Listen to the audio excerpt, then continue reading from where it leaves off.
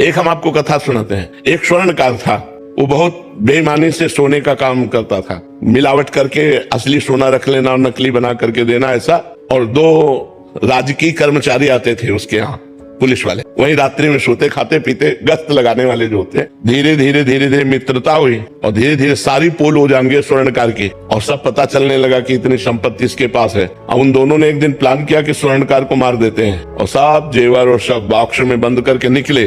तो सामने वाला लघुशंका करने के लिए निकला, सामने वो मकान वाला, उसने देखा तो उनका तुम कुछ गड़बड़ करके आ रहे हो, रात्रि में निकल रहे हो। तो उनका जाओ तुम अपना काम करो।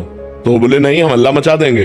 तो उनका सुनो, कुछ साझेदार बन जाओ, हम तुम्हें दे देंगे, लेकिन तुम चुप रहो। बोले हम बेईमान आदमी नहीं है, हम ईमानदार आदमी हैं। और वो लड़ गया।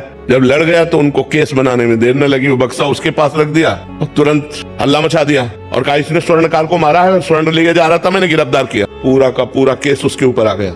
अब उसको बंदी बना लिया गया।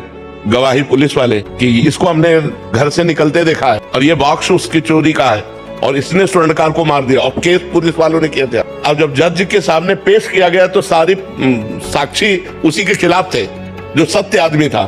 तो उसने रो के कहा जज से कि आप जो सजा देंगे वो तो भोगना ही पड़ेगा, क्योंकि साक्ष्य हमारे खिलाफ है। लेकिन मैं हृदय से कहता हूँ, मैंने पाप नहीं किया, न मैंने उसे मारा है, न मैंने चोरी की है। मैंने ऐसा बोला तो मुझे फंसा दिया गया। तो जज के अंदर भगवान बैठे, उन्होंने कहा कि ठीक है, हम इसे और खींचते, तारीखें और दी। और एक दिन एक आदमी जो ऐसे ही फुटपाथ में मर गया था, उसके साथ उस जिसके साथ मुकदमा चल रहा था, सत्य आदमी को, उसको पुलिस वालों को साथ दिया कि आप इसका अंतिम संस्कार कराएं। जब अंतिम संस्कार करने के लिए गए तो एकांत में कहा कि देखा, कह रहा था हमारी बात मान जाते तो कुछ हिस्सेदार बन जाते और आराम से मौज लेते। हमारी बात नहीं मानी ना, फंस गया ना, फांसी होगी तेरे को। और उनके जो सत्य आदमी था उसके पास वो वीडियो बनाने वाला कैमरा लगा दिया गया। जज ने सफाई के लिए जब वो गया, पूरा वीडियो सहित पेश किया। तो सत्य आदमी तो निर्दोष था ही। तब जज से उसने कहा कि जब मैं निर्दोष हूँ, आज आप जान गए, तो मुझे सालों से पैसा खर्चा करना पड़ा, इतना परेशान रहा, इतना मुझे दुख मिला, ऐसा क्यों?